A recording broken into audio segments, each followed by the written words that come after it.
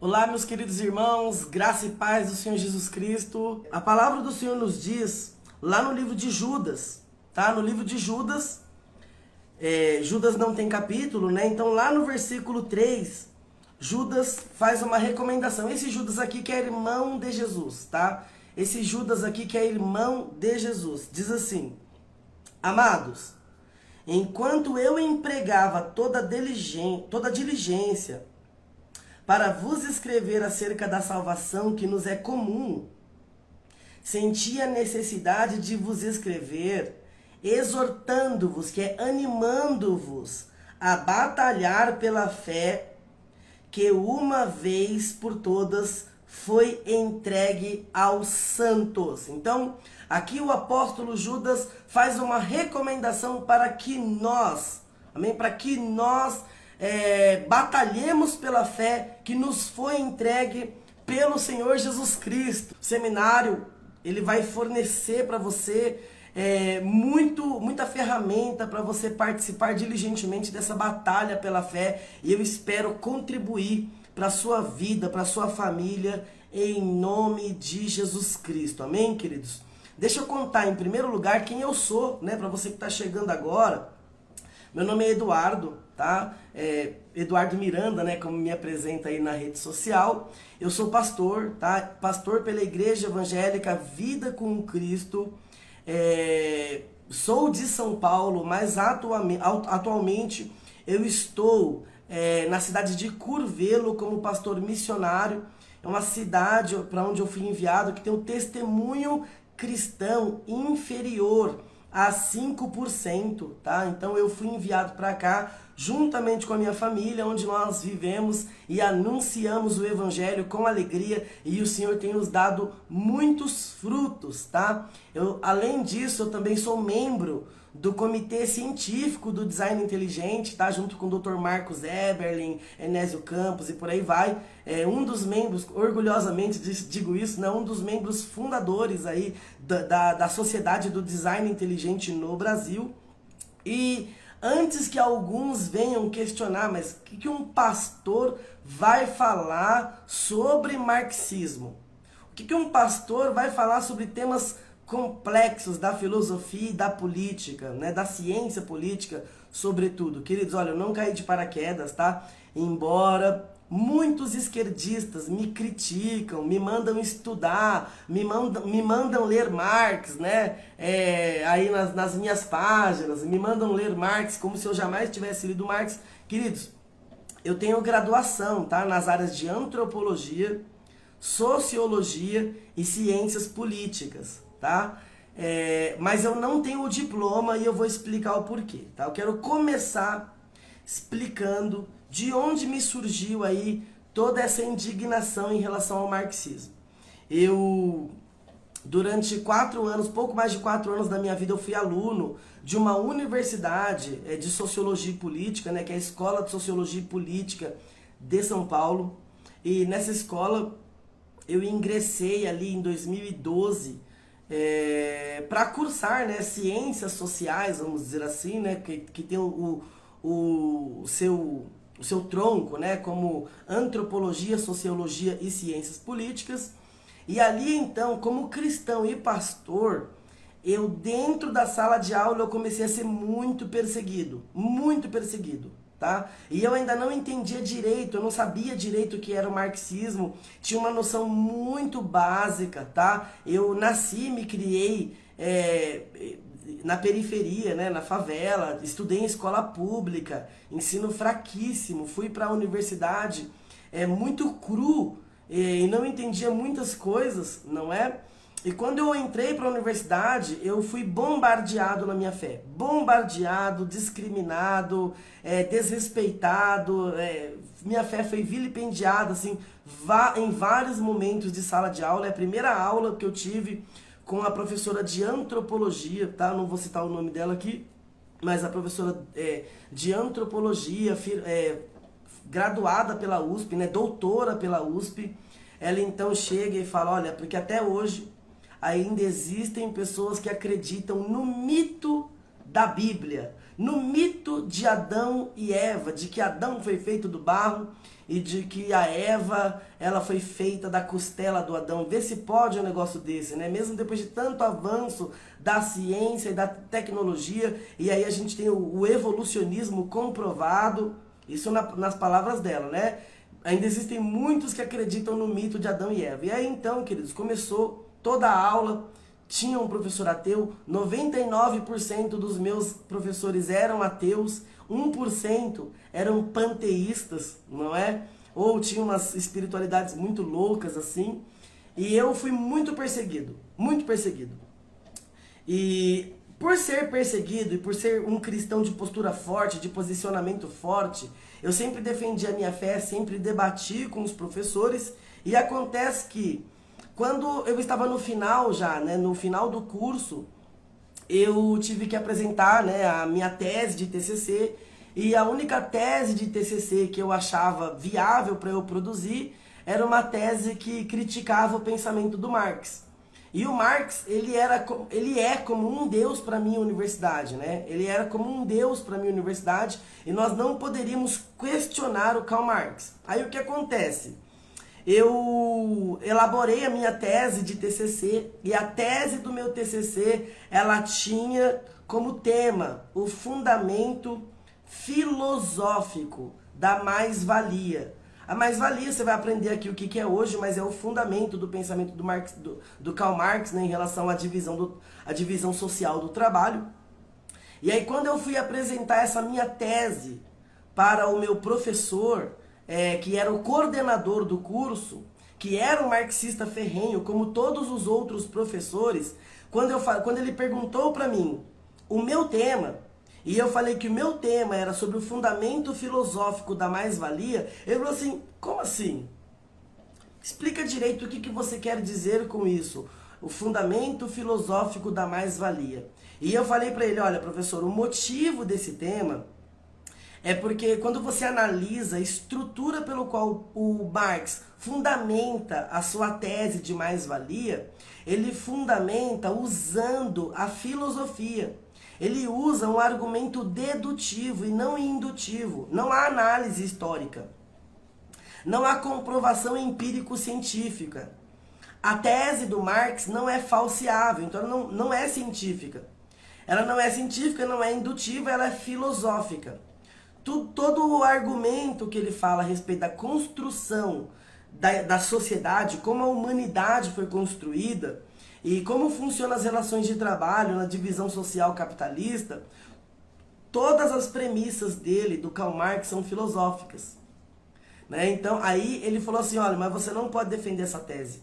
Eu falei, mas como não? Não é uma tese legítima? Ele falou, não, porque quem é você? Ele falou assim, ele falou com essas palavras. Ele falou assim, ó, quem é você para questionar o Marx?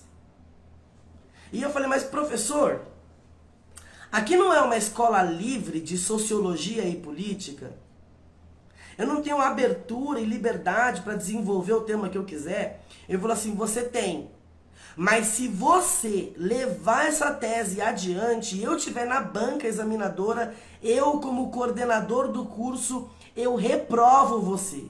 E eu estarei na banca, porque eu sempre estou na banca, porque eu sou o coordenador deste curso. Então, se você levar isso adiante, eu reprovo você. Eu falei, mas professor, isso é um absurdo. O senhor ainda nem leu a minha tese. Ele falou assim, não importa. Você tem que começar com um trabalho mais básico. Como, por exemplo, se você quer falar sobre o Marx, sobre o fundamento da tese do Marx, então você vai ter que falar sobre o Rousseau. Você vai ter que falar sobre o Rousseau.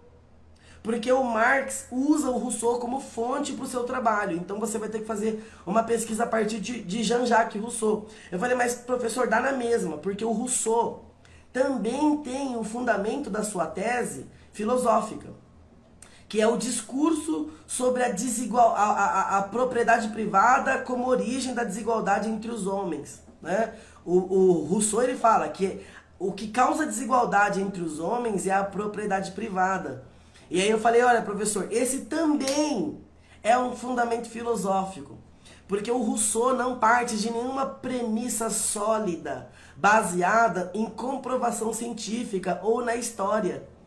é um fundamento puramente filosófico. Aí ele ficou bravo comigo, a gente discutiu, e aí eu saí da sala, e depois que eu saí da sala, eu tentei procurar um orientador, mas eu não consegui encontrar nenhum orientador para a minha tese, infelizmente. E eu, como já estava marcado por ser um aluno cristão, e ser pastor, e sempre discutir com os professores, porque assim, querido, eu nunca me calava, tá? Eu nunca me calava. Se o professor falasse mal de Jesus em sala de aula, irmão, eu ia pro arrebento. E embora eu não conhecesse de política, eu conhecia razoavelmente bem de apologética, né? Já tinha lido muitos livros, A Caixa Preta de Darwin, do Michael Behe, já tinha lido I don't have enough faith for to be an atheist, do Norman Geisler, né? Eu não tenho fé o suficiente para ser ateu. Eu já tinha lido muitas obras de apologética. Então, quando o assunto era ateísmo e era a crítica ao pensamento cristão e ao cristianismo como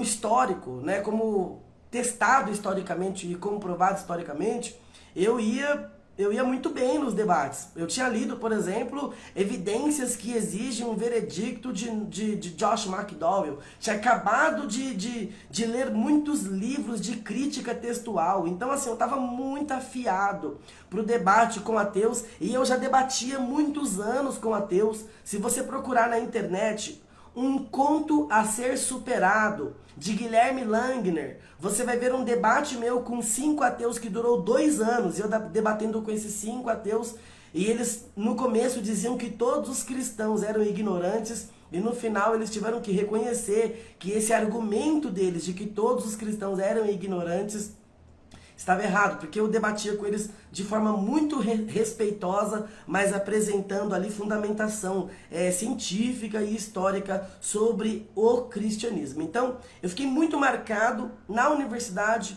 porque eu não aceitava que eles ridicularizassem a minha fé, e qualquer dia eu vou contar isso com mais detalhes, tá? Então, ali foi o meu primeiro contato com a doutrinação marxista. Vale salientar, queridos, note bem, eu fiquei 4 anos na universidade e um dos pilares, tá, da sociologia e da política é a economia.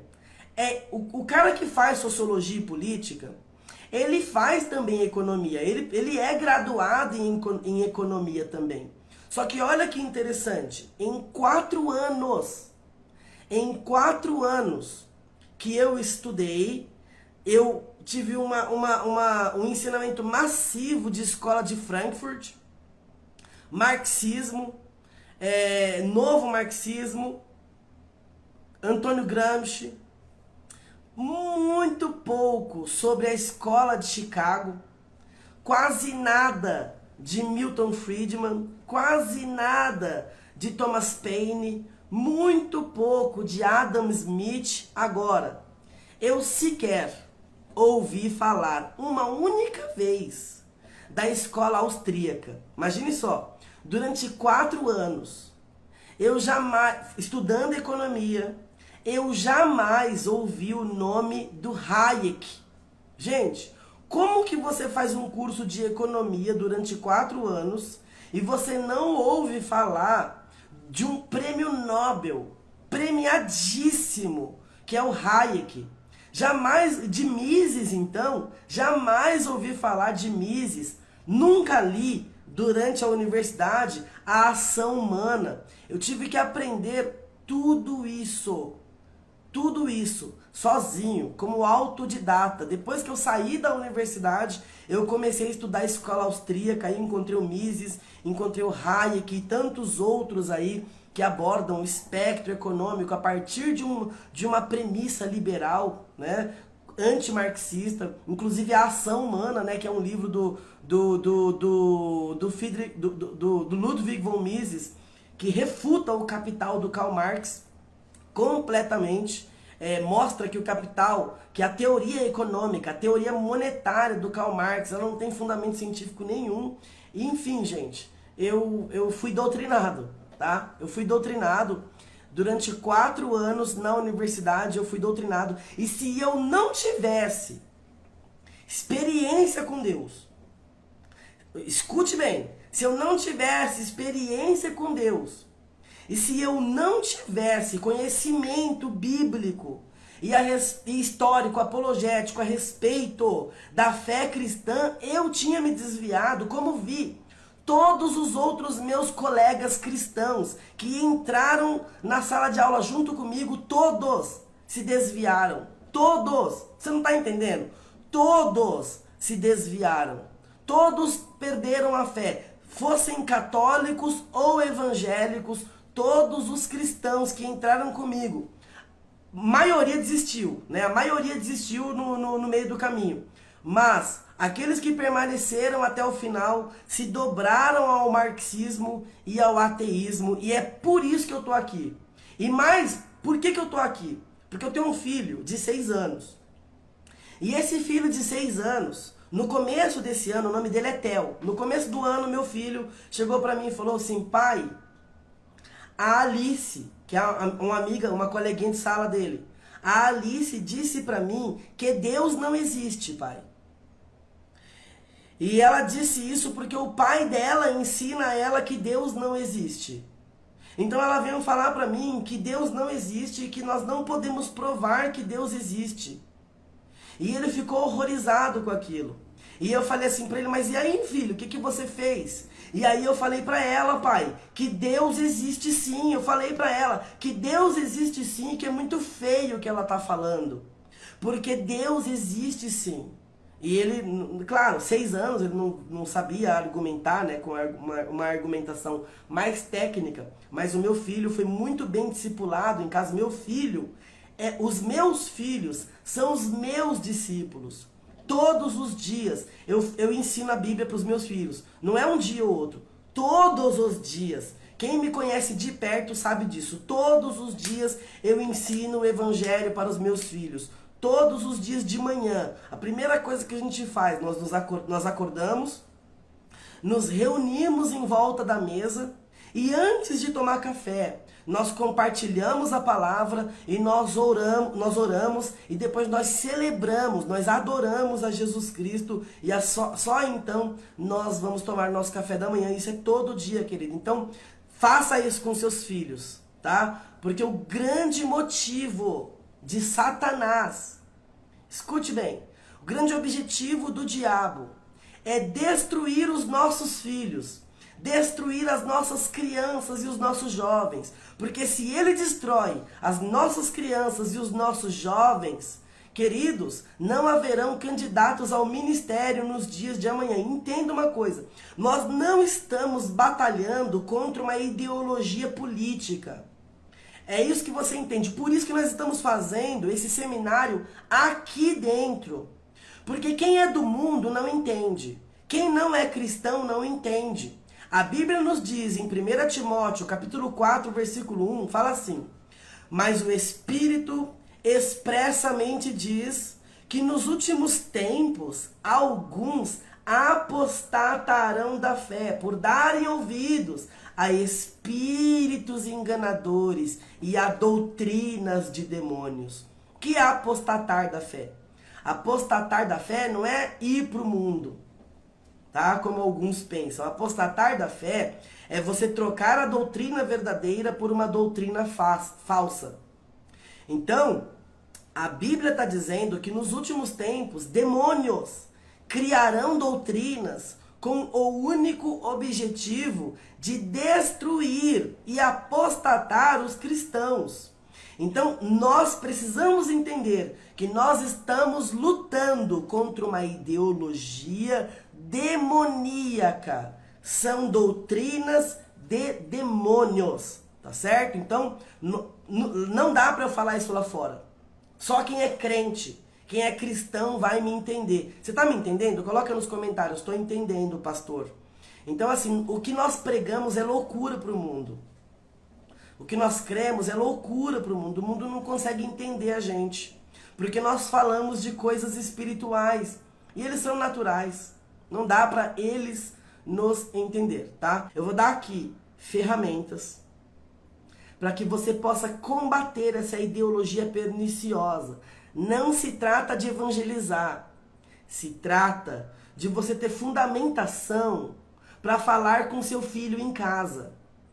Quando ele voltar da faculdade, quando ele voltar da escola, quando ele terminar de assistir uma série e ele vier confrontar você a respeito dos ensinamentos cristãos em oposição às doutrinas marxistas, eu quero dar para você estrutura, ferramentas e condições para que você possa desconstruir o marxismo da mente dos seus filhos, se você é pai, se você é mãe, ou da mente da sua comunidade, se você é um líder cristão, se você é um pastor, se você é um obreiro, se você é um professor de escola bíblica ou de departamento infantil, tá? Se você é pai, se você é mãe, se você tem filhos pequenos ou filhos já em idade escolar ou na universidade, você vai enfrentar problemas com o marxismo uma hora ou outra, tá? O meu filho tá trazendo lição para casa agora na pandemia e você tem que ver o nível de ideologia de gênero que eu pego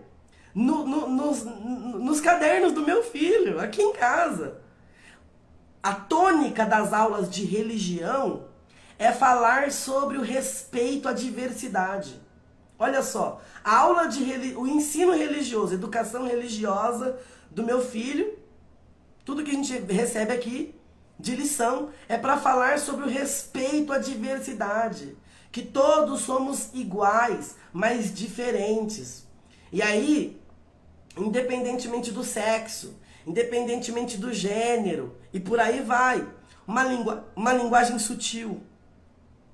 Uma linguagem sutil, mas perniciosa, que se você não tiver lado a lado com seu filho, ele vai sucumbir.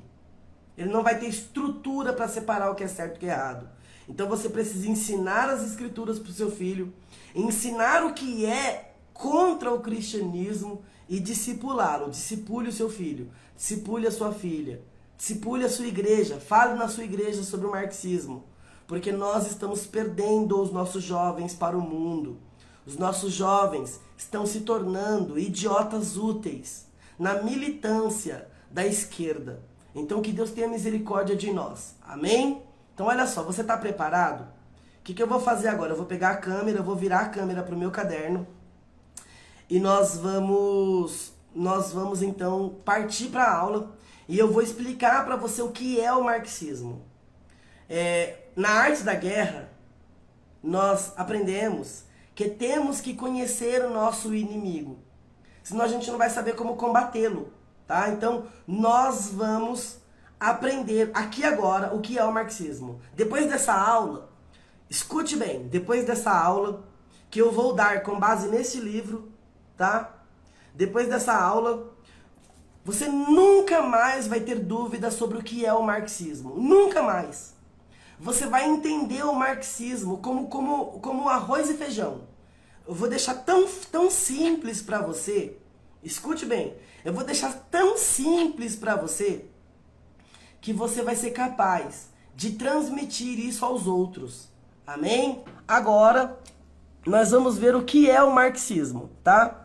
O que é o marxismo? Você vai entender de uma vez por todas essa ideologia, tá? E por que ela é tão perniciosa? Porque o discurso dela é um discurso muito atraente, ok? Então vamos lá, a gente vai usar como base o livro do Marx e do Engels, né? Nada melhor de explicar o calvinismo, misericórdia, de explicar o Marx, comparar calvinismo com marxismo é pecado, misericórdia. Isso é o fruto da total depravação aparecendo aqui, gente. Tem misericórdia de mim, tá? Mas ó, nada melhor do que falar o que é o marxismo pela voz, né, do próprio Marx. Aí não tem esquerdista que questione. Não tem esquerdista que venha falar, você não sabe de nada, tá falando besteira, tá falando abobrinha, porque pode ser que tenha algum infiltrado no nosso meio aí, que vai falar que nós estamos falando abobrinha aqui. Então vamos ver o que o Marx diz, tá? Sobre o que é o marxismo. Marxismo oriundo do nome do Karl Marx, que é o fundador, tá? Dessa visão. O Karl Marx e o Engels, né? Na verdade o Marx, porque o Engels era só o patrono aí, né? O mecenas do Engels, né? Do Marx. Ele era só o investidor, vamos dizer assim, o cara rico, porque o Marx não trabalhava, desculpa a expressão, era um vagabundo. Não trabalhava, né? Então, não tinha jeito. Ele precisava de um financiador, então o Engels era o financiador do Marx, tá certo? Então, olha só, primeiro a gente vai ler aqui o que é o marxismo, e na primeira linha você vai entender qual é a tese principal do marxismo. Olha só. Já começa aqui na introdução, tá? Isso aqui é nota do Marx, tá? Ele diz assim: um espectro ronda a Europa, o espectro do comunismo. Todas as potências da velha Europa aliaram-se para uma santa caçada a esse espectro. O Papa, o César, né, vamos dizer assim, Metternich e Guizot. Radicais franceses e policiais alemães. Aqui ele está falando sobre a Rússia, tá? Sobre Roma, Rússia, Europa como um todo, tá? Que partido de oposição não foi taxado de comunista pelos adversários no poder? Que partido de oposição rebateu tanto aos homens mais radicais da oposição quanto os seus adversários reacionários com a acusação injuriosa? Então, o que ele está dizendo aqui? Ele está dizendo que o comunismo ele é reconhecido em toda a Europa. O comunismo já é reconhecido como uma força por todas as forças da Europa. E ele denomina o comunismo de espectro, que é um fantasma, ou seja, ele amedronta a Europa, tá? Como uma revolução. E aí ele vai começar o livro dele, no capítulo 1, deixando a grande tese dele, que é essa tese aqui, ó. Eu vou riscar porque o livro é meu, tá? Olha só. Essa é a tese fundamental do marxismo. A história de toda a sociedade até nossos dias é a história da luta de classes. Vou ler de novo. A história de toda a sociedade até nossos dias é a história da luta de classes, tá? Então, essa ideia de nós contra eles, de uma divisão entre opressor e oprimido, isso é essencialmente marxista, tá? Enxergar uma sociedade dividida em duas classes, uma classe opressora e uma classe oprimida, isso é essencialmente marxista. Homem livre e escravo, patrício e plebeu, senhor e servo, mestre e oficial, em suma, opressores e oprimidos, sempre estiveram em constante oposição. Mentira! Não existe nenhum escritor, tá, histórico. Você não encontra isso nem na antiga Mesopotâmia, nem cópita, nem egípcio, nem Heródoto, Flávio Joséfo, nem nenhum tipo de conto antigo, clássico, moderno, uma ideia de luta entre as classes, em oposição, uma classe opressora e uma classe oprimida. Então aqui, toda a tese do Marx, que alguns dizem que é uma análise histórica, inclusive, tem um livro do Marx, deixa eu segurar aqui com a Bíblia, deixa eu ver se eu pego aqui para você ler. Olha só, tem uma frase aqui, quando você vai na Amazon, tá? E você pode fazer isso, quando você vai na Amazon e você pesquisa pelo livro A Origem da Família, da Propriedade Privada e do Estado, que é do Engels, na verdade quem escreveu foi o Marx, tá? E o Engels pegou, ele morreu, né? E o Engels pegou então o rascunho do Marx e transformou num livro, organizou nesse livro. E agora, olha a sinopse aqui na Amazon. Se liga na sinopse. Obra fundamental para entender como a sociedade chegou aos moldes atuais. Friedrich Engels aborda em A Origem da Família, da Propriedade Privada e do Estado todo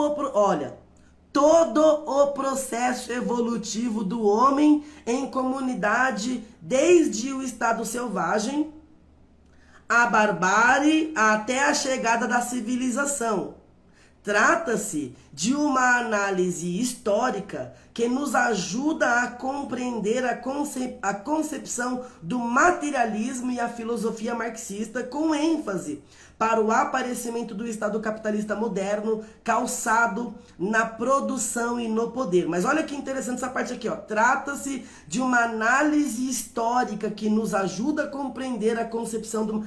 Trata-se de uma análise histórica. Que análise histórica? No livro, sobre a origem da família, da propriedade privada e do Estado, do Engels, ele não cita uma fonte histórica. Ele não cita nenhum dado histórico, arqueológico, ele não cita nada.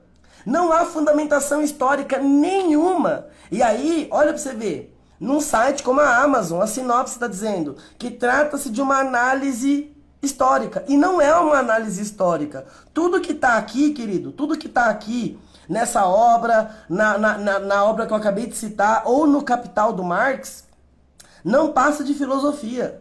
É filosofia. Para quem está introduzido no universo da ciência, o Marx jamais ele pressupõe de um método indutivo, só método dedutivo, só filosófico, tá? Então ele não fez uma análise histórica para saber se a humanidade passou por esse processo evolutivo mesmo, por causa de uma luta entre as classes. Isso não existe, tá? Então aí você já vê doutrinação, uma afirmação com pressuposição histórica, mas sem fonte nenhuma, sem comprovação alguma, e isso é o marxismo, desde o seu começo até o final. Então olha só, aqui ele diz que tem uma luta entre as classes. Que luta? Quem que está participando dessa luta? Burgueses e proletários. Então vamos lá. Vamos para a aula. Ele coloca aqui burgueses como classe dominante e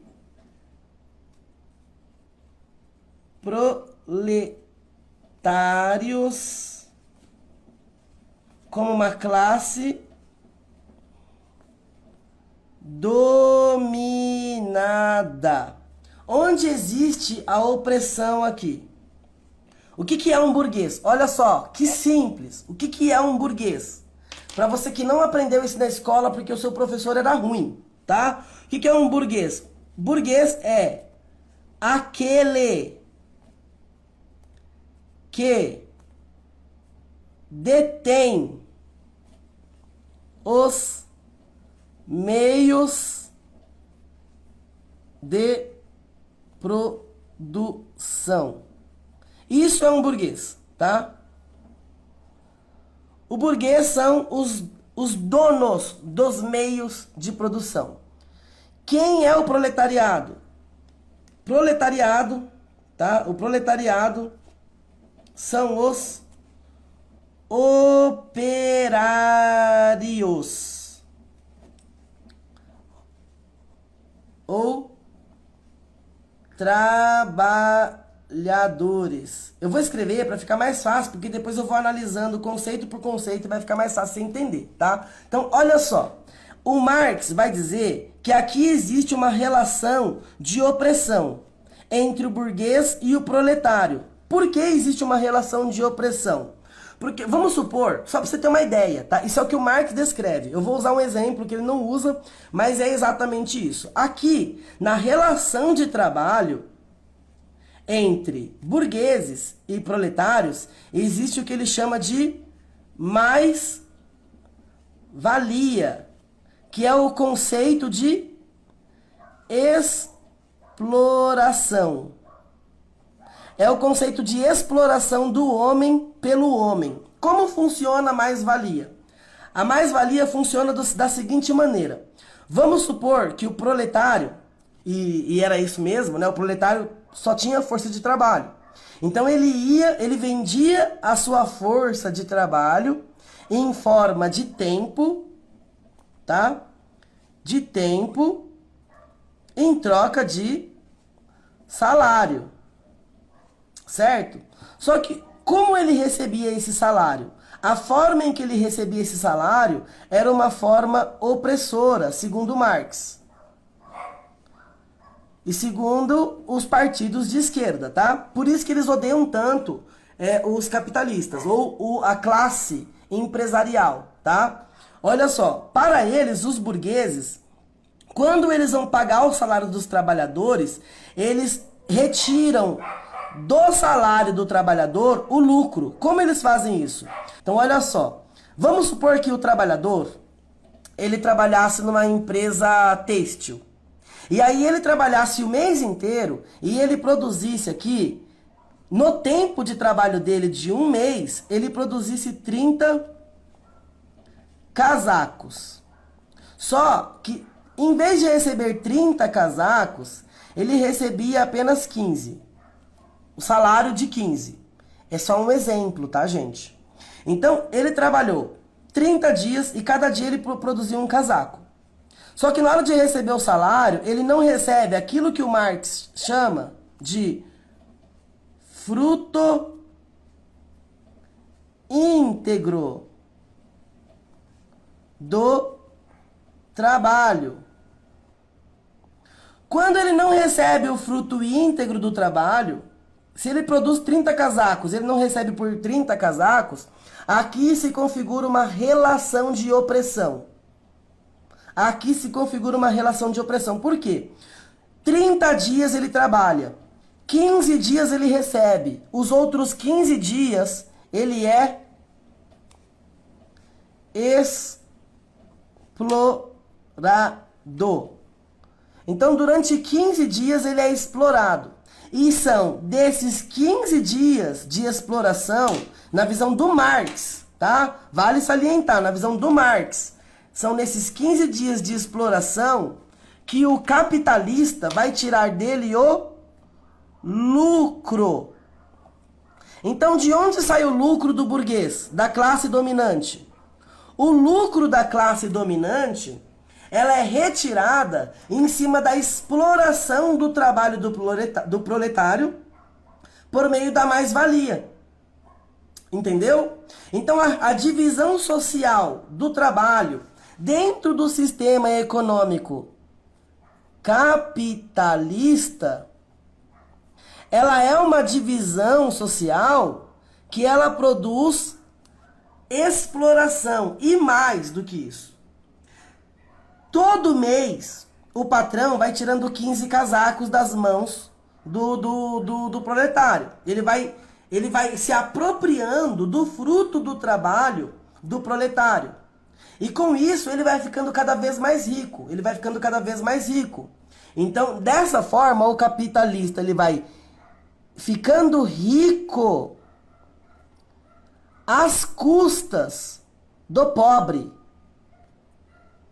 Então aqui há um aumento da riqueza, tá, do capitalista e uma diminuição da riqueza por meio da exploração do pobre. Então, dentro do sistema capitalista, o rico fica cada vez mais rico e o pobre fica cada vez mais pobre. Nesse sentido, a distância entre os dois, conforme o Marx, ela vai sempre aumentando, tá? Ela vai sempre aumentando. O rico vai cada vez ficando mais rico e o pobre vai cada vez ficando mais pobre. E aí, aqui se configura uma relação de desigualdade social. Então, a desigualdade social, ela é promovida por meio de uma exploração. E isso, para o Marx, é injusto. Se configura numa injustiça social. Então, todo marxista, quando ele analisa as relações de divisão de trabalho dentro do sistema capitalista, ele entende que os ricos estão cada vez ficando mais ricos e os pobres cada vez ficando mais pobres. Existe uma ideia de que há uma exploração dos ricos em cima dos pobres. E isso é marxismo, gente. Isso não tem o mínimo fundamento econômico, científico, histórico. Não existe nenhuma fundamentação. E eu não vou conseguir explicar isso agora. No meu curso, Eu explico isso com detalhes, com riqueza de detalhes. Mas aqui eu não consigo explicar, tá? Porque o objetivo não é esse, mas é isso que acontece. Então, todo o marxista, quando ele olha para o pensamento do Marx, ele entende que o Marx é um herói. O Marx está lutando pelos pobres, pelos trabalhadores. O Marx, ele está lutando pela causa dos oprimidos, porque há uma relação de trabalho aqui que é opressora. Mas olha só, que interessante. Eu só vou fazer uma crítica ao pensamento do Marx, tá? Não é o meu objetivo fazer crítica ao pensamento dele agora, mas só para você entender, tá? Ah, isso aqui, ó. Isso aqui é ridículo. Isso aqui é ridículo. Por quê? Por que isso aqui é ridículo? Porque isso aqui é puramente filosófico. Olha só. A mais-valia, ela não existe, tá? Porque qual é a justiça? Por que que o proletário, por que que o trabalhador deveria produzir 30 casacos e receber 30 casacos? Por que que ele deveria receber 30 casacos? Se é justo que ele receba 30 casacos, então por que ele não faz 30 casacos sozinhos? Por que ele não faz 30 casacos sozinho em casa? Por quê? Porque ele não tem os meios de produção. Tá entendendo? Então olha só, o burguês, segundo Adam Smith, no livro A Riqueza das Nações, ele não usa esse termo burguês, tá? Esse termo é um termo marxista, tá? Mas o patrão, o capital, o empresário, o dono do capital, ele oferece o quê? Ele oferece os meios de produção, ele oferece a matéria-prima, ele oferece o salário, ele oferece o local de trabalho. E aí o camarada vai ter que trabalhar e receber 100% do valor do que ele produziu? Isso seria justo? Isso seria injusto. Outra coisa, o Mises, o Ludwig von Mises, o fundador da escola, né, austríaca, ele vai mostrar que esse conceito marxista, ele está muito errado. Por quê? O lucro do burguês não está na exploração, porque ele não paga o fruto íntegro do trabalho.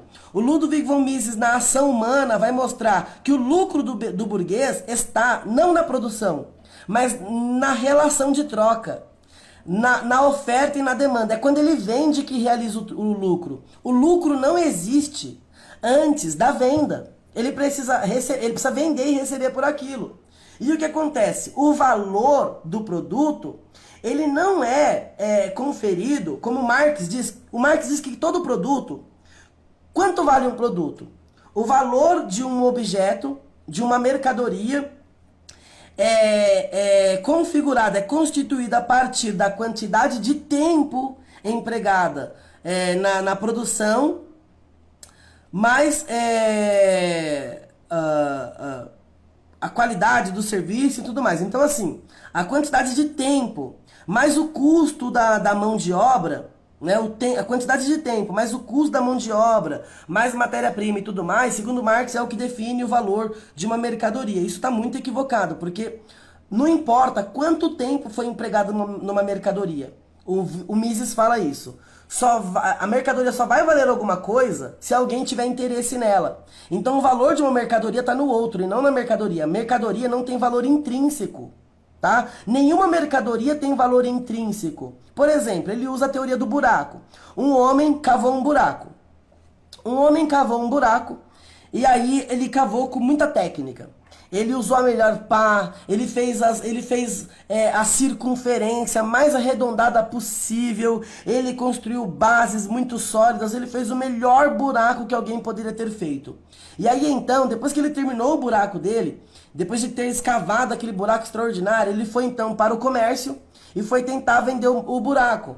Mas quando ele chega e tenta vender o buraco, ele fala, olha, esse buraco eu produzi assim, assim, assim. Eu gastei tanto tempo de trabalho nesse buraco, mas ninguém estaria interessado nesse buraco. Ninguém quis comprar esse buraco, porque esse buraco não tinha valor necessário para ninguém. Ninguém tinha necessidade de um buraco, percebe? Então, essa pessoa, não importa o quão qualificado foi o trabalho dela e o quanto de tempo que ela investiu na produção daquela mercadoria, não valeu de nada se o outro não quiser comprar. Então o valor de uma mercadoria está na troca. Tá no interesse que o outro tem por ela, tá? Então, quanto custa um copo d'água? Um copo d'água aqui em Curvelo, né, aquele de potinho, ele custa R$ 1. R$ 1, mais ou menos de R$ 1 talvez, uns 70 centavos, não sei. Um copo d'água custa 70 centavos. Mas e um copo d'água no deserto do Saara, num sol de 50 graus, distante de tudo? Quanto vale? Quanto vale um copo d'água? Quanto uma pessoa está disposta a pagar. Então uma mercadoria vale o quanto o outro está disposto a pagar, tá? Quanto vale um lenço? Quanto vale um lenço utilizado pelo Michael Jackson? Quanto vale uma bola? Quanto vale a bola que deu o título, a bola que o Roberto Baggio chutou para fora no pênalti da Copa da final de 94? Percebe? Então, assim, a mercadoria não tem valor intrínseco, o valor dela está no outro, o quanto o outro está disposto a pagar. Isso é teoria monetária, tá? Que você vai aprender em Ludwig von Mises, que é um dos autores aí, dos principais autores, junto com Friedrich Hayek, sobre economia, tá certo? Então, até aqui tá tudo bem? Tá tudo bem? Então, o Marx vai entender que existe uma relação de opressão, tá? Como que a gente vai acabar com essa relação de opressão? Simples. Olha só. Só existe opressão porque o burguês é dono dos meios, eu sempre esqueço dos meios de produção. Então, só existe opressão porque o burguês é o dono dos meios de produção. É isso que o Marx entende. O burguês é dono dos meios de produção. Então só existe um jeito da gente acabar com a exploração do modelo econômico capitalista. Como que a gente acaba com a exploração? A gente precisa acabar.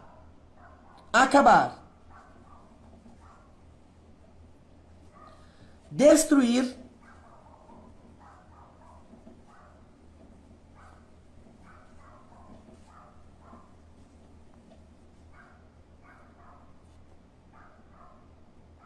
Tá lendo aí? Tá dando para entender? O que é o meio de produção? Meio de produção não é uma propriedade privada? O latifundiário, fazendeiro, ganha dinheiro com o meio de produção. Qual que é o meio de produção dele? É a terra. O senhor do capital burguês, ele é proprietário do quê? Da indústria, das máquinas. Então tudo isso é propriedade privada. Acaba-se com a propriedade privada, acaba-se então com a exploração. Olha que lindo, resolvido o problema. Como acaba com a exploração? Destruindo os meios de produção. E aí, vale salientar que o Marx bebe na fonte, além do Hegel, né? Ele bebe na fonte do Jean-Jacques Rousseau. E o Jean-Jacques Rousseau, ele vai dizer que a origem da desigualdade entre os homens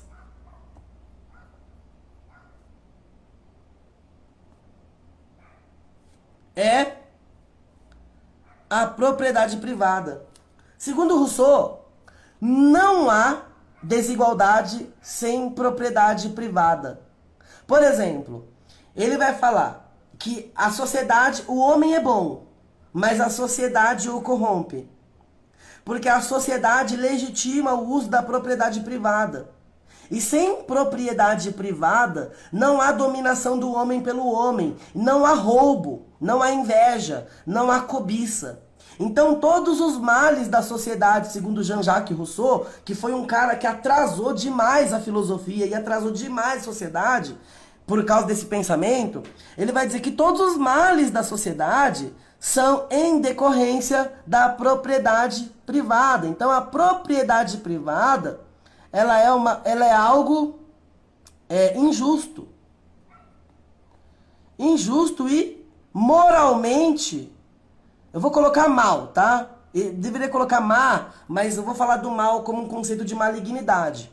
Então, a propriedade privada, ela é má.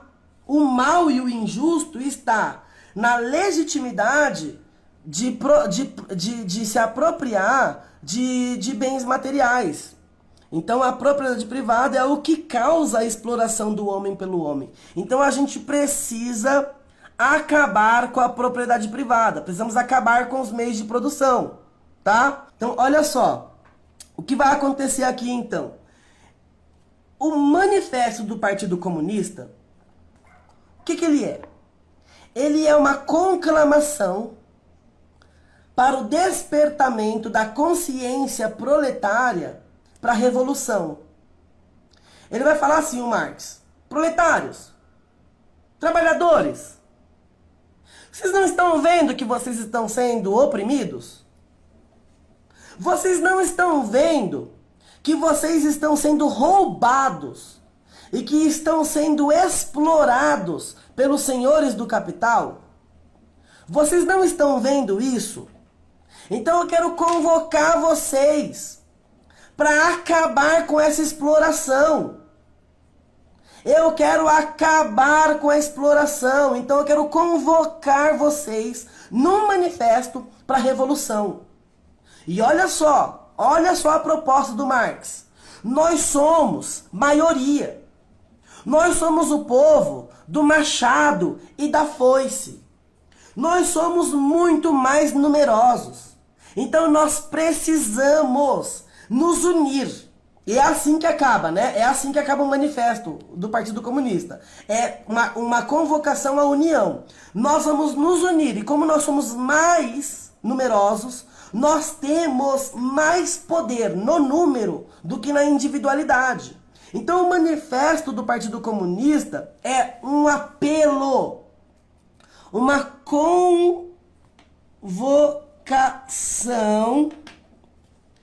convocação à revolução a partir da união do proletariado. Vamos unir as nossas forças e vamos batalhar pelos nossos direitos. E aí então é feita a convocação. Quando toda a convocação é feita e todo o proletariado começa a entender e ser instigado e inflamado, e o bicho é terrível, porque o Marx, ele é dono de uma retórica impecável, tá? Ele é terrível, a retórica dele é muito boa, ele é muito persuasivo e ele escreve com muita paixão. Se você ler esse livro aqui, leia esse livro. Quando eu li esse livro a primeira vez, cara, eu quase virei marxista. Quase virei marxista, porque assim, é muito emocionante. Ele usa, aí quem é do marketing sabe, né? Ele vai usar gatilhos mentais, queridos. Ele vai comunicar com o sistema límbico das pessoas. E não com o neocórtex, com a razão. Então é terrível, porque ele inflama as emoções e convoca o proletariado para a batalha. E aí o que vai acontecer, queridos? Ele fala assim, vamos batalhar. Quando essa revolução já começa a ganhar o coração do proletariado, o que vai acontecer? O proletariado então vai falar assim, então vamos marchar contra os burgueses. Vamos marchar contra os burgueses. Guerra à burguesia. E agora você vai entender uma coisa. Guerra à burguesia. O que a gente vai entender aqui? Vamos guerrear contra a burguesia? Vamos. Só que qual que é o problema de guerrear contra a burguesia? Dá para tomar os meios de produção? É fácil militar, batalhar contra a burguesia para tomar os meios de produção deles? Olha o que acontece. O Marx vai falar assim, não dá para batalhar contra a burguesia, viu? Não é contra eles o primeiro caminho. Por quê? Se você batalhar Se você ir à guerra contra a burguesia, quem é que defende os interesses da burguesia? Quem que defende os interesses da classe dominante? E ele vai falar, é o Estado. É o Estado. Por quê? O Estado detém o direito ao uso legítimo da força. Então, se a gente marchar contra o Estado, contra os burgueses, se a gente marchar contra a burguesia, o Estado vai defender a burguesia com seu exército.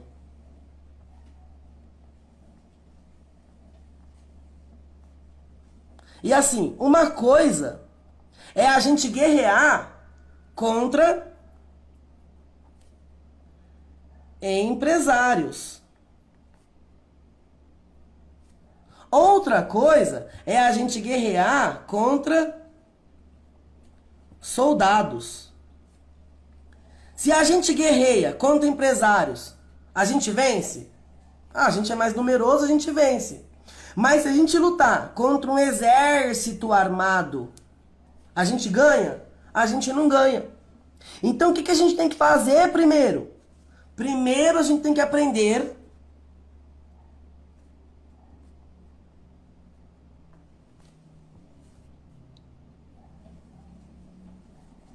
técnicas de guerrilha. Nós precisamos ser um exército poderoso e precisamos marchar com... Ó, não vão rir do meu desenho, hein? Nós precisamos marchar com as nossas armas. Precisamos marchar com as nossas armas, com o machado e com a foice. O exército detém o uso legítimo da força. Eles possuem armas. Mas nós temos o machado e a foice, nós somos mais numerosos. Se nós aprendermos a batalhar como guerreiros, nós podemos vencer o exército. E aí então começa o proletariado a ser convocado a treinar guerrilha.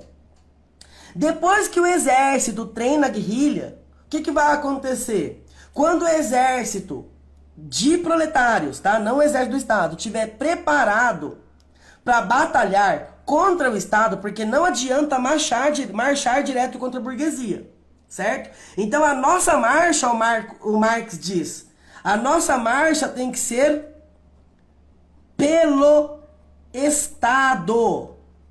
O que nós temos que dominar? Nós temos que dominar o Estado. É aqui que começa a nossa batalha e a nossa vitória. Se nós marcharmos contra o Estado, o que a gente vai fazer? Dominando o Estado, a gente instaura a ditadura, deixa eu escrever, porque senão, ditadura do proletariado.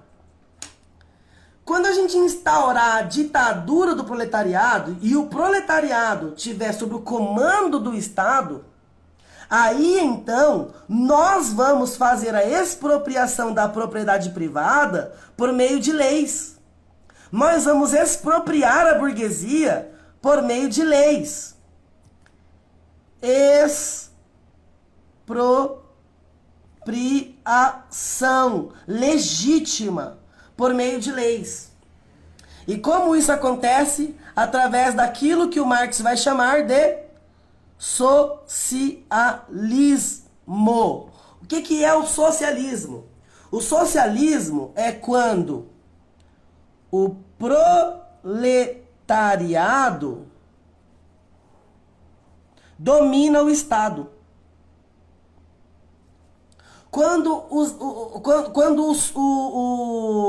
o proletariado toma o Estado, domina o Estado, começa a ditadura do proletariado, aí é o que a gente tem de socialismo. E o que é o socialismo? É um processo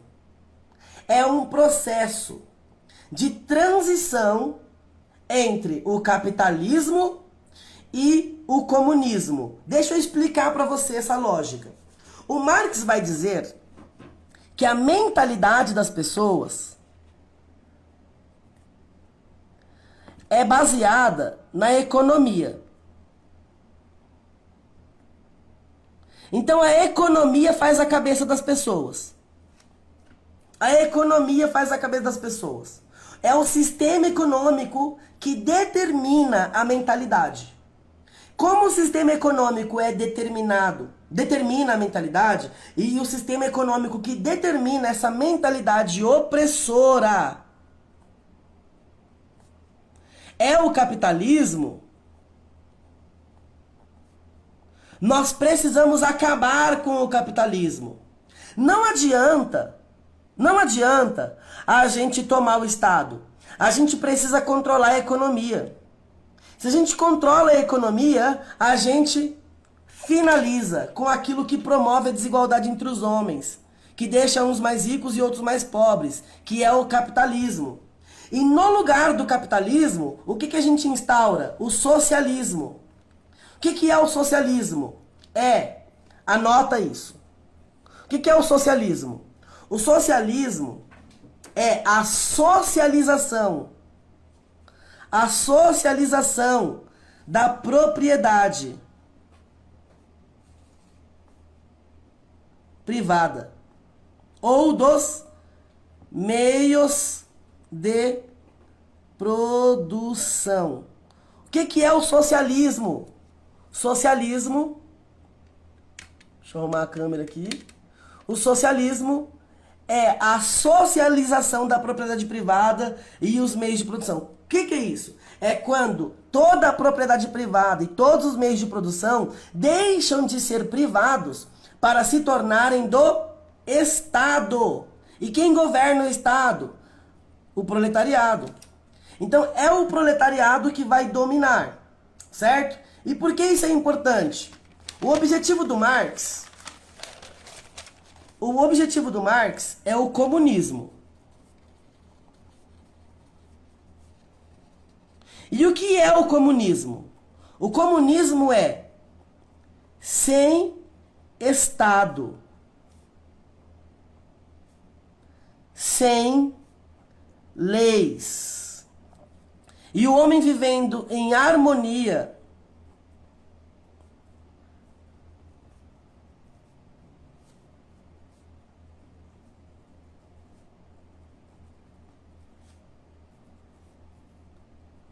e comunhão de bens de uma forma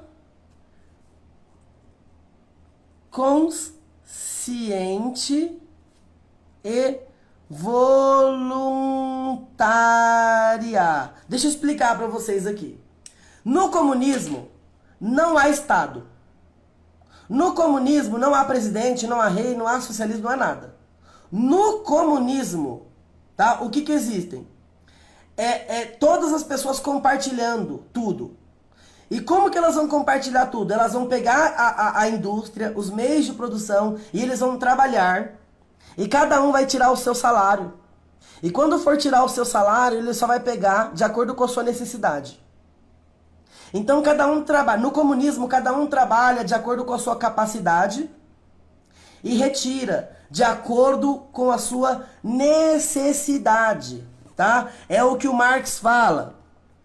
De cada um conforme sua capacidade. A cada um conforme sua necessidade. Isso é o comunismo. Cada um contribui trabalhando conforme sua capacidade e cada um recebe conforme sua necessidade. Ninguém pega mais do que o necessário. Entendeu? E aí então acaba-se com toda a desigualdade e acaba com a miséria. Acaba com a disparidade, a dominação do homem pelo homem, onde todos vão viver numa sociedade justa, voluntária, altruísta, generosa, onde não há necessitados e todos são prósperos. Isso aqui é lindo, queridos. Por isso que o comunismo marxista é chamado de utópico, porque nunca vai acontecer. Tá? É por isso que tanto o comunista fala que Jesus é comunista, né? E em outro momento eu vou falar sobre isso. Agora não dá, mas é isso que é o comunismo. Só que precisa passar por uma consciência. E onde essa consciência vai ser produzida? Essa consciência vai ser produzida aqui, ó. Essa consciência vai ser produzida durante o regime socialista. É durante o socialismo, quando a ditadura do proletariado estiver instaurada, quando houver a expropriação, primeira fase, expropriação. Segunda fase, anota. Segunda fase do socialismo, doutrinação. Isso não sou eu quem estou dizendo, querido, isso é o Marx que diz. Tá? Segunda fase é doutrinação. O que é a doutrinação socialista? Vamos lá. Doutrinação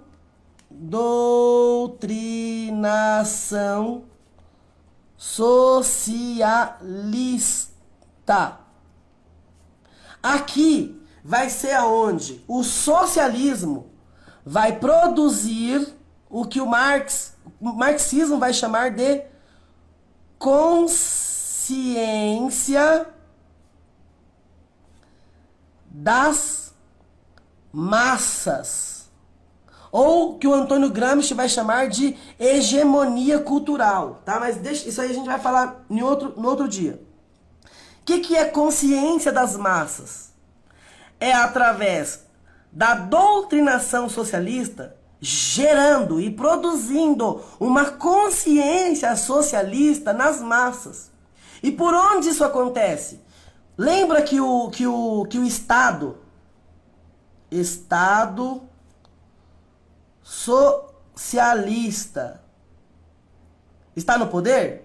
O Estado socialista não está no poder? Então ele vai dominar todos os meios públicos, todas as esferas públicas, não vai? Quais são os principais produtores de cultura que existe? Anota isso, querido. Agora começa o jogo virar, tá? Primeiro, família. Segundo, sistema educacional. Terceiro, mídias informativas. Mídias informativas. Então, essas três instituições, a família, o sistema educacional e as mídias informativas, são aquelas que são formadoras de consciência. Só é possível formar a consciência de alguém, doutrinar a consciência de alguém através da família, do sistema educacional e das mídias informativas. Tá? E aí, olha o que o Marx vai dizer sobre a família. Você está preparado? Olha o que o Marx vai dizer sobre a família.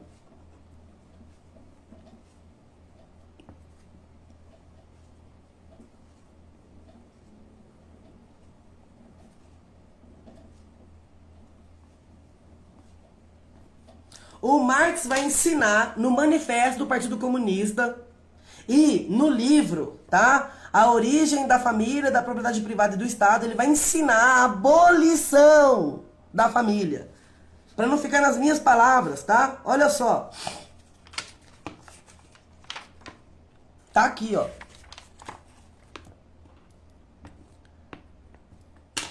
Uma nota de vermelho, ó. Supressão da família. Em outras traduções, tá? A abolição da família. Por que a abolição da família? Olha o que ele vai falar. Até os mais radicais indignam-se com essa perigosa proposta dos comunistas.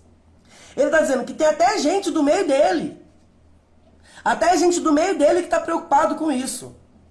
Porque o negócio é muito tenso. É uma proposta radical, transformadora. É o que o Marx fala. Nós vamos transformar a natureza humana. É isso que ele propõe. E nós vamos transformar a natureza humana. Nós vamos transformar a natureza humana através da conscientização de classes, através do Estado socialista. Então, qual é o objetivo marxista? O objetivo do marxismo. Objetivo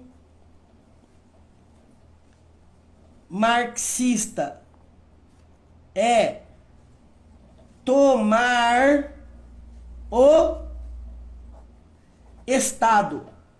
Esse é o objetivo do marxista.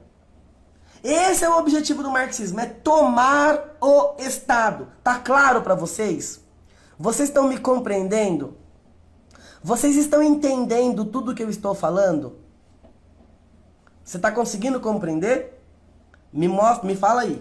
Então isso é o socialismo, é o marxismo. E aí o que ele vai falar? Olha, supressão da família. Até os mais radicais indignam-se com essa perigosa proposta dos comunistas. No que repousa a família atual, a família burguesa? No capital, no lucro privado. A família em sua plenitude existe apenas para a burguesia, mas encontra seu complemento na ausência forçada de família, imposta aos proletários e na prostituição pública.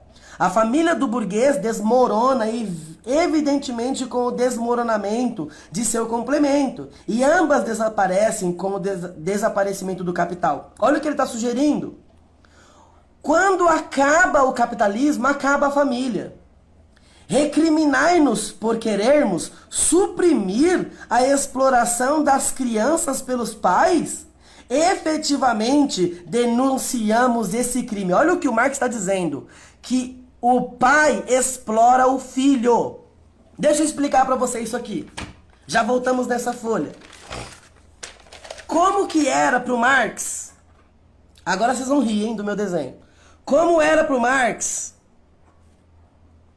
a sociedade antiga, antes do contrato social, tá? Antes do contrato social.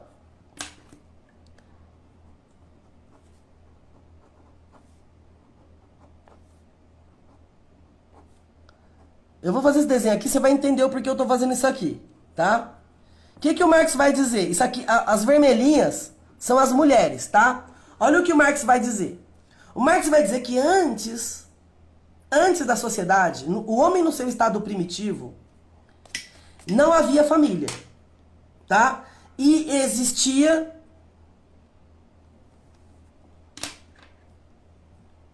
anota isso. Isso aqui, ó, é a introdução, as bases para o pensamento de ideologia de gênero, liberdade sexual. O Marx diz, no livro A Origem da Família, da Propriedade Privada e do Estado, que nessa sociedade primitiva, antes do advento do capitalismo, antes do advento da propriedade privada, todos os homens se relacionavam com todas as mulheres. E eles transavam entre si. Tá? Eles faziam sexo sem ter uma parceira fixa. Podia até ser que um homem e uma mulher se unissem numa relação mais próxima. Mas isso aí seria um companheirismo. Relação sexual era sempre aberta. Tá? Isso aqui era sempre aberto. Então o que acontecia? Quando os homens se relacionavam com as mulheres e praticavam sexo com elas, essas mulheres, elas engravidavam e tinham filhos. Olha o que o Marx está dizendo. Elas tinham filhos, elas engravidavam e tinham filhos. De quem era o filho? Por exemplo, todos esses homens aqui transaram com essa mulher aqui e ela teve um filho. De quem é o filho? Ela não sabe. Então esse menino não tinha pai. Então na sociedade primitiva, olha só, não havia um conceito de pai. Portanto, não havia uma sociedade patriarcal. Não havia exploração alguma do homem pelo homem. E as crianças, elas eram criadas por todos os homens e todas as mulheres. Eles eram caçadores e coletores. E eles caçavam e eles coletavam por todas as mulheres e por todas as crianças. E as mulheres, elas costuravam, elas cozinhavam, elas cuidavam do lar e tudo mais por todos os homens. Então não havia o quê? Nesse período aqui, não havia família. Quando foi que começou a haver família? Começou a haver família quando esses homens entraram naquilo que o Marx chama de sociedade agricultora. Quando eles entraram numa sociedade agricultora e pararam de ser caçadores e coletores, quando a caça ficou escassa, até rimou. Quando a caça ficou escassa, esses homens, então, eles partiram para a agricultura. E quando eles tiveram bons frutos e bons resultados, eles começaram a acumular em celeiros. Eles começaram a acumular os frutos em celeiros, onde todos eles viam aqui, né, homem e mulher. Essa aqui ficou sem perna. Homem e mulher. Eles vinham nos celeiros e se abasteciam. Só que quando eles construíram o celeiro, eles perceberam, vou falar grosso modo, tá? Eles perceberam que alguns iam lá e pegavam mais do que os outros. E aí, esse celeiro, que era para todos, ele começou a ser motivo de briga entre eles. Porque uns iam lá, pegavam o tanto que preferia e consumia mais do que os outros. E no momento de crise, quando não tinha muita chuva, quando a terra não dava muito fruto, alguns tinham, outros não. Então, o que eles começaram a fazer? Alguns falaram, não, então eu não vou juntar com todo mundo, não. Eu vou ajuntar separado. E, inclusive, com o meu celeiro, eu vou ter o poder de fazer o quê? Eu vou poder alimentar os meus herdeiros. Eu quero deixar isso. Isso é meu. E eu quero deixar o que é meu para quem é meu. E aqui começa o conceito de herança. Só que esse cara quer deixar o fruto, porque ele sabe que ele vai padecer uma hora, mas ele quer deixar o legado que ele construiu para os outros não tomarem, ele quer deixar para a herança dele. Mas aí quem são os filhos dele? Quem pode meter a mão aqui? Todo mundo põe a mão aqui, porque aqui é de todo mundo. Mas aqui quem vai poder comer? Olha, ele vai comer, mas é muito para ele. Então ele vai dividir com os filhos dele. Mas quem são os filhos dele? Porque essa mulher aqui teve filho com todo mundo. O que ele vai fazer? Ele vai começar então a se apropriar das mulheres. Um homem vai e se apropria de uma mulher.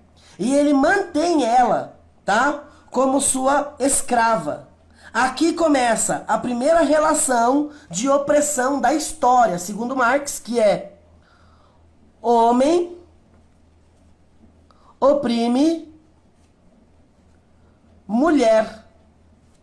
A mulher, segundo Marx, e ele vai dizer isso aqui, ó. Ele vai dizer isso aqui. Quer ver? Ó, o burguês vê a sua mulher em mero instrumento de produção. Ouve dizer que os instrumentos de produção serão explorados coletivamente e, naturalmente, só pode concluir que a sina das mulheres é serem colocadas em comum. Não imagina que se trata precisamente de suprimir para as mulheres o estatuto de meros instrumentos de reprodução. Então, o que o Marx está dizendo? Que no sistema capitalista, a mulher é um instrumento de reprodução. Ela é oprimida pelo homem. E aqui começa, então, a dialética da opressão. A dialética é entre opressor e oprimido, tá? E essa mulher vai ter filhos. E então, a mulher e as crianças As mulheres e a criança serão então servos dos homens. Aqui começa a primeira relação de opressão entre homem, mulher e crianças, tá? E aqui começa então a formação das famílias. Segundo Marx, a família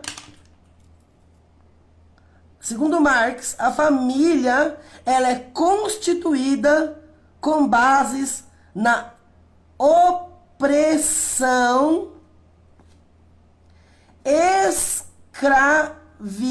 escravidão e exploração. Por quê? O homem vai pegar a mulher e vai colocar a mulher para trabalhar para ele. A mulher vai lavar a roupa dele, vai cuidar só dele, em vez de cuidar de todos e cuidar dela. As crianças também serão exploradas e serão colocadas ao trabalho do homem. Então a relação da família é uma relação de opressão e de exploração. E aí o que o Marx está dizendo? Se nós quisermos atingir o comunismo, se nós quisermos atingir essa sociedade consciente, voluntária, que vive em comunhão de bens, sem Estado, sem leis, sem opressão e exploração, é necessário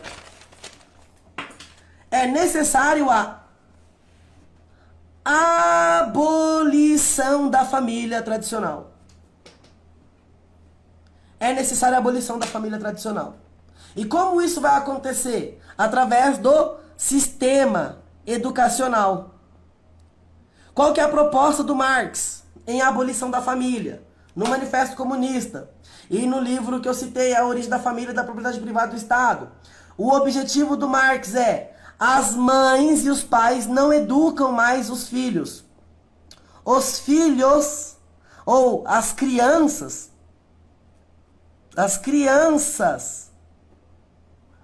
são educadas pelo Estado. A criança ela não tem a sua base de formação cultural mais pela família, mas é o Estado. O Estado, o sistema educacional educa. Isso é, querido, transmitir a ideologia marxista. E a próxima é as mídias que são controladas. As mídias são jornais, as produção de conhecimento, de informação, tá? As mídias serão veiculadoras da ideologia socialista.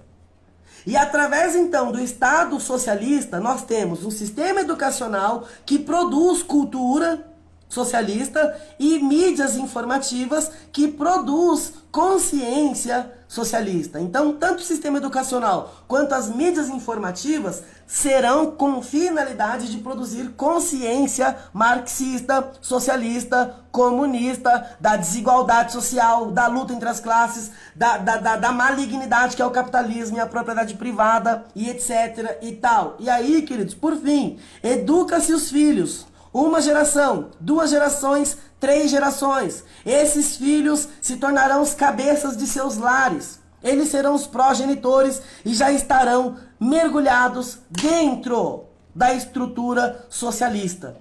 Tá certo? Então, isso é o marxismo. Isso é o marxismo. Aí o PT não é marxista? PT não é marxista? PSOL não é marxista? PCdoB?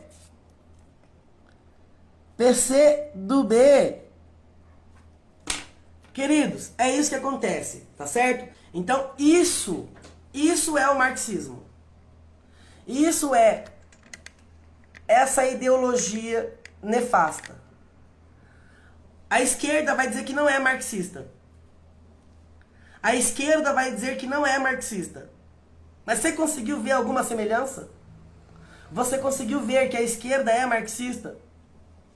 Tá? Alguns vão falar que o conceito de direita e esquerda nasce na Revolução Francesa. É verdade. O conceito de esquerda e direita nasce na Revolução Francesa, mas a luta era diferente, tá? Por exemplo, a esquerda da Revolução Francesa vai se tornar a nova direita, porque eles defendiam, por exemplo, livre comércio. Os jacobinos defendiam livre comércio. Os jacobinos defendiam propriedade privada, tá? Eles estavam sentados à esquerda, estavam na Revolução Francesa, mas eles defendiam o que os liberais de direita defendem hoje. Tá certo? Então não dá mais para usar um anacronismo e dizer que esquerda tá ligada aos jacobinos e direita aos girondinos, aqueles que defendem a coroa, e os de esquerda são aqueles que defendem a revolução. Não dá, porque isso seria um anacronismo histórico. Quem é a esquerda hoje? A esquerda, anota isso, o que é ser de esquerda? Ser esquerda é aquele que crê que o Estado deve controlar a esfera pública, controlando educação, controlando transporte, controlando as mídias, controlando etc, etc, controlando cultura, percebe? Controlando a economia. Um Estado grande, um Estado totalitário, ele está associado com a esquerda. Inclusive, você sabia que o nazismo nasceu do socialismo? Você sabia que o partido do Hitler era o partido socialista? Não, era o partido nacional socialista dos alemães? Você sabia que o nazismo é uma abreviação de nacional socialismo? Você sabia disso? Você sabia que o Benito Mussolini, tá? Ele era agenciado por um socialista. E toda a estrutura do fascismo é socialista, que tanto o nazismo quanto o socialismo são idênticos na prática. Pode dizer que eles se odeiam, mas na prática todos eles são iguais. Então, ideologias totalitárias são essencialmente de esquerda. Porque a direita promove a liberdade. A direita respeita a família como instituição motor da sociedade. A direita, ela acredita no livre mercado, nas liberdades individuais. Tá certo? Então, queridos, a aula de hoje foi essa. Deus abençoe. Fique na paz.